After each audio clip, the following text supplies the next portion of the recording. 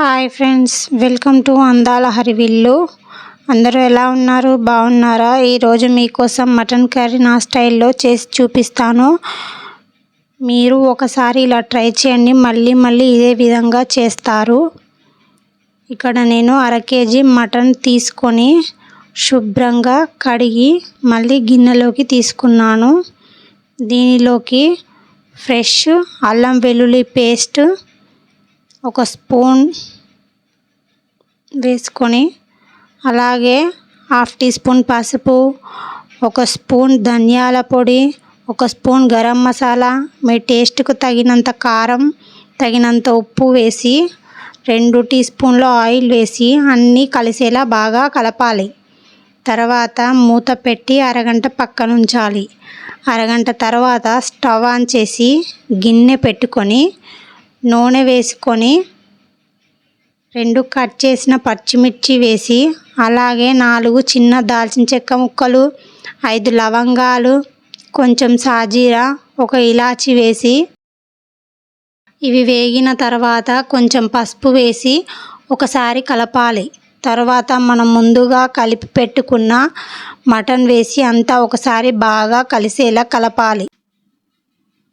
మన ఛానల్కి కొత్తగా ఎవరైనా వస్తే ప్లీజ్ మన ఛానల్ని సబ్స్క్రైబ్ చేసుకోండి.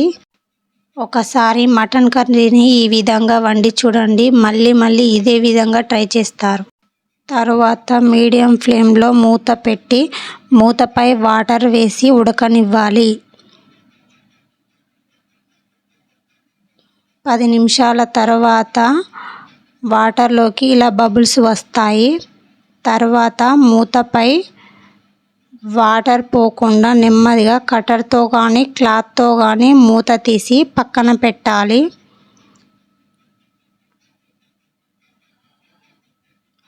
చూడండి, కూర బాగా ఉడుకుతుంది. ఇప్పుడు అంతా బాగా కలిసేలా కలపాలి. మళ్ళీ అదే వాటర్ ఉన్న ప్లేట్ని జాగ్రత్తగా గిన్నెపై పెట్టి మీడియం ఫ్లేమ్లో ఉడకనివ్వాలి. తర్వాత మూతపై వాటర్ తగ్గినప్పుడు మూత తీసి మూతపై ఉన్న వేడిగా ఉన్న వాటర్ని కూరలో వేసి అంతా కలిసేలా బాగా కలపాలి.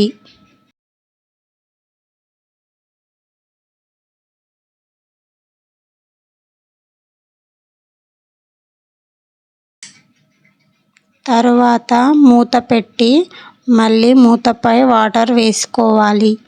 ఇదే ప్రాసెస్ను కూర ఉడికేంత వరకు అడుగు మాడకుండా మధ్యలో కలుపుతూ, మటన్ ఉడకడానికి టైం పడుతుంది కాబట్టి మూతపై నీళ్లు వేసి కూరలో వాటర్ తగ్గినప్పుడు మూతపై ఉన్న వేడి వాటర్ను వేసుకుంటూ కూర అడుగు మాడకుండా మధ్యలో కలుపుతూ కూరను ఉడికించుకోవాలి.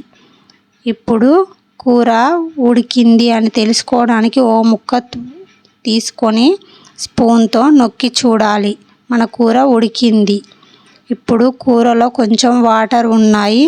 అవి తగ్గే వరకు 2 నిమిషాలు మీడియం ఫ్లేమ్లో మూత పెట్టి ఉడకనిద్దాం. తర్వాత మూత తీసి చూస్తే మటన్లో నీళ్లు అన్నీ పోయి నూనె పైకి తేలింది. ఇప్పుడు కొత్తిమీర చల్లి స్టవ్ ఆఫ్ చేయండి. కూర చూడండి, చిక్కగా గ్రేవీతో ఎంత బాగుందో.